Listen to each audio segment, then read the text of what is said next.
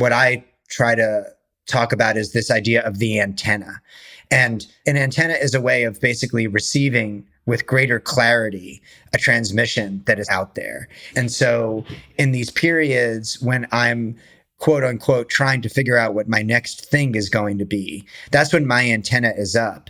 And when my antenna is up, it's basically receiving all of this data from every portion of my life, my personal life in terms of what's happening, in terms of how I identify as a human being, as a father, as a husband, as a 30-year-old man versus a 40-year-old man, or versus a 50-year-old man versus a white man, all of these sort of fundamental ideas of identity.